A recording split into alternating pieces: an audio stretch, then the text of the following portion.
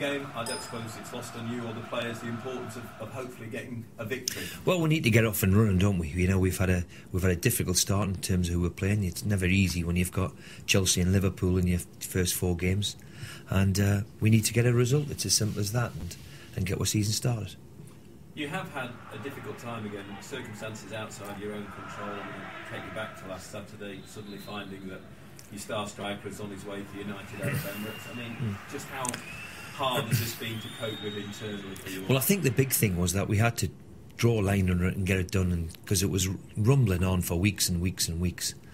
I never thought in me for 1 minute that he would contemplate going and playing, no disrespect, but I think the last home game, I think they had something like 253 people, which tells you where he's going to play his football.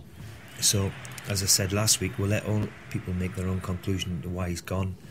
I think we've got to draw a line under it. We've got to draw a line under it. We move on. It's as simple as that. We're all disappointed he's gone.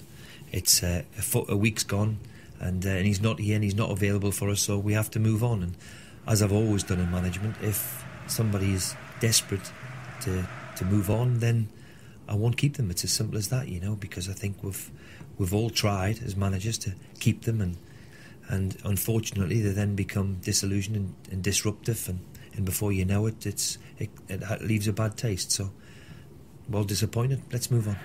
How's it left you in terms of squad? Because when we left here on transfer deadline night, you must have thought, I've got Asamoah Gyan, I've got Nicholas Bentner in, I've got everything. Yeah. Well, it looks as if we've brought Nick in and we've lost Asa. So it's been a trade-in, if you like. But no, I think with the timing of Asa, because we thought the transfer window had gone.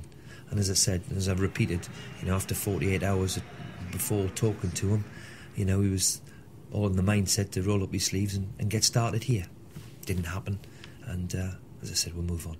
Is Ellis short, Steve, asking you questions like how long do you think it's all going to take to gel, come together, the new squad? No, I mean, listen, he's as disappointed as what I have. But, you know, we've had, and you know, now we're regurgitating what happened last season. Last season's gone.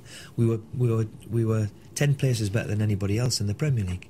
So we couldn't have been that bad for the actual season. There's going to be times in a season where you're going to have a poor time, if you like, a run of results. Otherwise, you win the thing.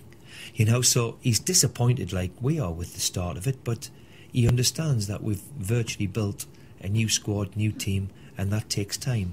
And if I'm being honest with yourself, the big thing I've got now is to try and find the right balance of the team. That's important. And that's what we're striving to do, but to get a result and get us off and running is what everybody requires. My urge is to the supporters to get behind this new team. A lot of them have come here, you know, on the back of what Sunderland are trying to achieve and how we've attracted them here, and we need them now, and also the size of the support we've got. We've got a big, huge support, which is terrific, and we need them now to get behind the new lads in the team and make sure that we can get a victory. Stoke City, obviously, one of the quite big spenders in the transfer window. They obviously played in Europe last night. A different proposition, perhaps, to the Stoke that we've known in the past? Yes, well, they've got good players, you know, and they're a bit similar to us. Over the last 4 or 5 years, they've established themselves in the Premier League and got some good players to boot now. And you have to say they've done a marvellous job from getting in the Premier League.